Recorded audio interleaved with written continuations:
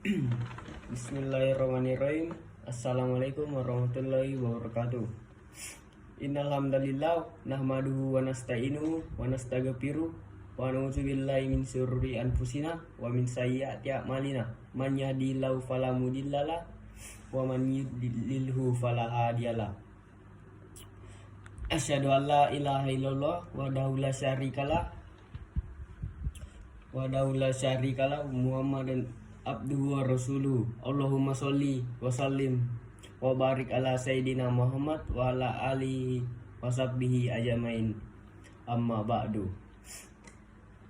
Pertama-tama, pada umumnya ketika seorang bersedekah atau berinfak, selain dikaitkan dengan keinginan untuk mendapatkan balasan yang menerimanya, hal ini terjadi sejak zaman Nabiullah Shallallahu Alaihi Wasallam. Sebagaimana dalam sebuah riwayat dikatakan bahwa ada sekelompok sahabat Nabi yang memiliki hubungan kekeluargaan dengan beberapa kelompok Yahudi. Mereka enggan memberi bantuan kepada orang-orang yang belum beragama Islam dengan harapan kesulitan yang mereka hadapi itu dapat mengantar mereka untuk mau dan berani meminta kepada kaum Agiyah dari kalangan kaum muslimin. Pada gilirannya nanti mereka terpaksa meminta bantuan dan mau memeluk agama Islam. Sikap demikian ini tidak dibenarkan oleh Allah Subhanahu wa taala. Yang tertulis pada Quran surat Al-Baqarah yang bunyinya, bukanlah kewajibanmu menjadikan mereka mendapat petunjuk, akan tetapi Allah lah yang memberi petunjuk siapa yang dikehendakinya. Ayat ini diwahyukan kepada Nabi Muhammad SAW sebagai teguran dan penelusuran atas sikap memilah-milah orang ketika bersedekah. Kalau demikian, dapat kita pahami bahwa bersedekah dengan tujuan untuk memikat, membujuk, menggiring, atau memaksa supaya si penerima sedekah itu memeluk agama Islam. Begitu juga apabila seorang bersedekah karena mengharap balasan dari yang menerima apapun bentuknya. Perbedaan agama dan status sosial apapun jangan dijadikan sebagai penghalang bersedekah, berinfak, memberi bantuan lainnya. Dalam hadis lain diriwayatkan tentang seseorang yang bersedekah kepada orang-orang yang dipandang oleh umumnya manusia tidak pantas diberi. Abu Hurairah berkata, Rasulullah Shallallahu Alaihi Wasallam bersabda, ada seseorang berkata, aku hendak bersedekah malam ini, lalu dia keluar membawa sedekahnya dan disedekahnya kepada perempuan pelacur atau pezina. Pada pagi harinya banyak orang menggujingkan bahwa tadi malam ada para pezina yang diberi sedekah oleh seseorang. Orang yang bersedekah itu berkata, ya Allah, segala puji bagimu yang telah mentakdirkan sedekah jatuh kepada pezina, dan aku akan bersedekah lagi. Dia pergi dengan membawa sedekahnya, lalu diberikannya kepada seorang kaya. Pada pagi harinya banyak orang menggujingkan lagi bahwa semalaman ada orang bersedekah kepada orang kaya lain. Orang yang bersedekah itu berkata, ya Allah, untukmulah segala puji karena engkau telah menjadikan sedekahku jatuh kepada orang kaya, dan aku akan bersedekah lagi. Dia pergi dengan membawa sedekah lain, diberikannya kepada si pencuri. Pada pagi harinya banyak orang menggujingkan lagi bahwa tadi malam ada yang diberi sedekah kepada pencuri. Seorang yang bersedekah itu berkata, segala puji bagi Allah yang mentakdirkan sedekahku jatuh kepada para pelacur, orang-orang kaya, dan para pencuri. Maka diutuslah malaikat untuk menemui orang yang bersedekah itu, seraya berkata kepadanya, sedekah Anda sudah diterima oleh masing-masing orang yang Anda beri sedekah. Adapun perempuan pezina, semoga dia berhenti dari perbuatan zinanya. Kepada orang kaya, semoga dia menyadari dirinya dan menjadi mau bersedekah. Dan untuk mencuri, semoga dia berhenti mencuri. Dari hadis tersebut beberapa pelajaran yang sangat berharga bagi kaum beriman, diantaranya adalah: pertama, pada umumnya orang-orang berpandangan bahwa bersedekah kepada pezina, orang kaya, dan pencuri, atau kepada yang berbeda agama atau non-muslim itu dipandang sebagai perbuatan yang jelek, sia-sia, dan tidak mendapatkan pahala atau bahkan berdosa, karena yang demikian itu terkesan mendukung perbuatan maksiat.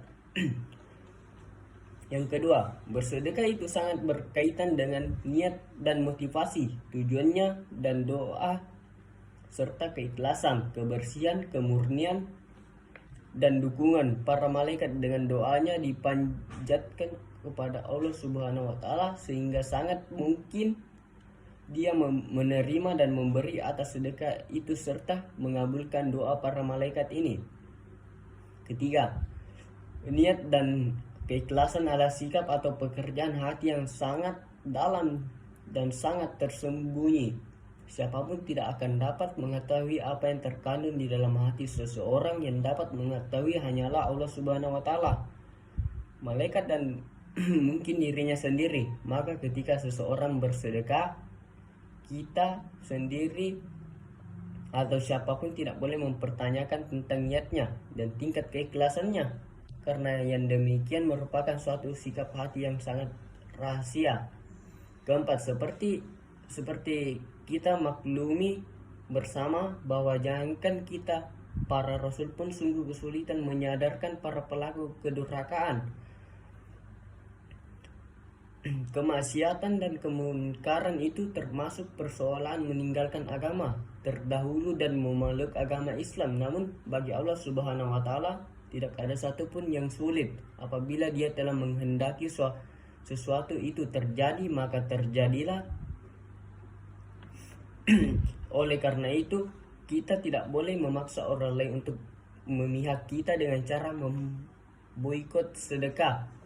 Kita hanya ditugaskan mengingatkan mereka, para nabi, dan juga lainnya hanya kewajiban menyampaikan petunjuk yang baik secara lisan maupun dengan keteladanan hingga membuahkan pengetahuan.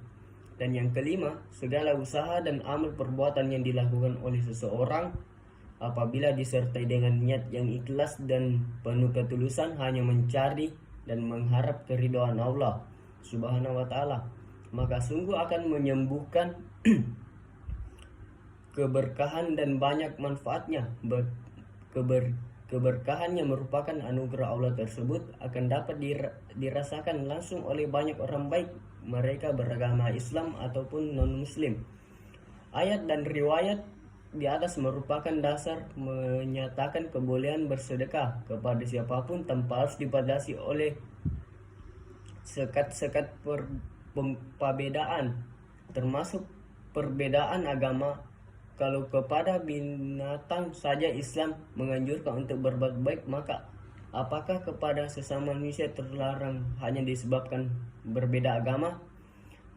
Hampir ulama bersepakat membolehkan berinfak dan bersedekah kepada non-muslim, tetapi yang berkaitan dengan zakat dan mal, tidak semua ulama membolehkan diterima oleh non-muslim. Sebagai utama berpendapat bahwa yang berhak menerima bagian zakat mal itu khusus bagi orang-orang yang termasuk golongan 8, sebagaimana pada ayat 60 surat ke-9 At-Taubah. Selain penghususan tersebut, ayat ini juga dipahami sebagai penghususan bagi kaum muslimin saja dan bukan untuk non-muslim. Sedangkan sebagian yang lainnya menyatakan bahwa non-muslim pun berhak menerima bagian. Mereka memahami bahwa ayat tersebut berlaku untuk umum, tidak hanya untuk orang Islam saja. Bahkan salah satu yang berhak menerimanya adalah mu'allaf, yaitu orang kafir yang diharapkan masuk Islam dan orang yang baru masuk Islam tetapi imannya masih lemah. Pendapat tersebut dikuatkan dengan hadis riwayat Ahmad Sofwan bin Umayyah. Ia berkata, Rasulullah Shallallahu Alaihi Wasallam memberiku suatu pemberian dalam peristiwa Hunain. Sesungguhnya beliau adalah manusia yang paling aku benci, tapi beliau selalu memberiku suatu pemberian hingga beliau menjadi satu-satunya orang yang paling aku cintai. Hadis ini diriwayatkan pula oleh Imam Muslim dan Imam At-Tirmizi. Dengan demikian, janganlah kita bersedekah selain hanya mencari keridhaan Allah, sebagaimana penggalangan ayat di atas, warma tunfiku illa wajila, keridhaan Allah mengisyaratkan bahwa Allah Subhanahu wa taala Maha mencukupi segala kebutuhan umatnya, baik kebutuhan bersifat material maupun spiritual, lahiriah maupun batiniah, dunyawiyah maupun ukhrawiyah, termasuk memberi balasan pahala atas sedekah yang dilakukan hambanya. Allah Subhanahu wa taala rela memberi pahala yang berlipat ganda, bahkan surga yang mengalir di bawahnya sungai-sungai, mereka kekal di dalamnya selama-lamanya. Allah ridho terhadap mereka dan mereka pun ridho kepadanya. Dengan demikian itu adalah balasan bagi orang-orang takut kepada Tuhannya, kenikmatan bahori dengan yakni bertemu dengan wajah Allah.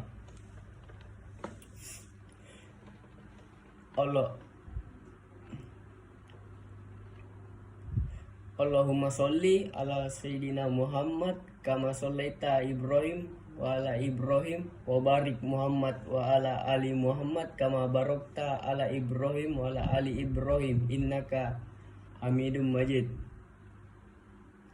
Allahumma sholli ala Muhammad wa ala ali washabi ajmain alhamdulillahi rabbil alamin. Allahumma ghafir lil muslimina wal muslimat wal mu'minina wal mu'minat al ahyanan minkum wal amwat.